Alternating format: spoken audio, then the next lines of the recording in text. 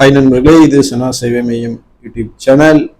GPS முறையில் பட்டா மாற்றம் புதிய நடைமுறையை கொண்டு வந்திருக்காங்க. தமிழ்நாடு முழுவதும் நிலம், வீடு, மனை வாங்குபவர்கள் பட்டா பெறுவதில் பெரும் சிக்கல் இருக்கிறது நம்ம எல்லாத்துக்கும் தெரியும். பட்டா பெறுவதில் உள்ள சிரமங்களை தடுக்க அரசு பல்வேறு நடவடிக்கைகளை எடுத்துட்டு வர்றாங்க.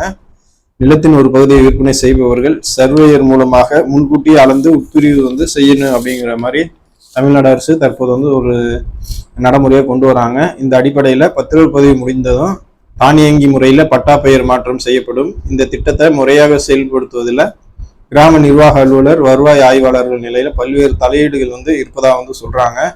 அதனால புதிதாக வழங்கப்படும் பட்டாவில் சொத்து குறித்த விவரங்களை துல்லியமாக குறிப்பிட்ட வருவாய்த்துறை முடிவு செஞ்சிருக்காங்க. இது குறித்து வருவாய்த்துறை அதிகாரிகள் தற்போதைய நிலவரப்படி சர்வே எண்ணுக்கு உட்பட்ட நிலம் பல்வேறு பாகங்களாக பிரித்து விற்பனை செய்யப்படுகிறது. இந்த பாகங்களை நில அளவையாளர்கள் அளந்து 4 எல்லைகளையும் அடையாளப்படுத்துவர். அதன் பின் மேலுவல் முறையில் நில அளவை வரைபடம் தயாரிக்கப்படும் அப்படின்னு சொல்லியிருக்காங்க.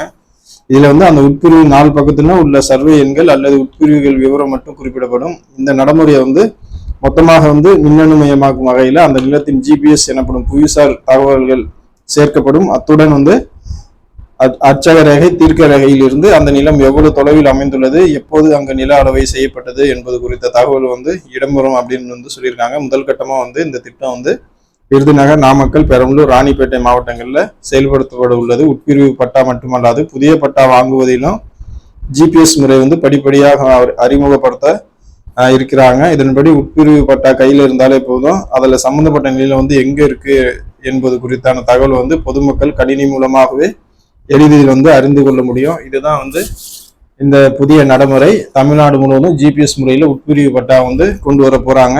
நண்பர்களே, இந்த தகவல் உங்களுக்கு பயனுள்ளதாக இருந்தால் மற்ற நண்பர்களுக்கு ஷேர் பண்ணுங்க. குறிப்பா நம்ம சனா சேவை மையம் யூடியூப் சேனலை சப்ஸ்கிரைப் பண்ணுங்க. நன்றி.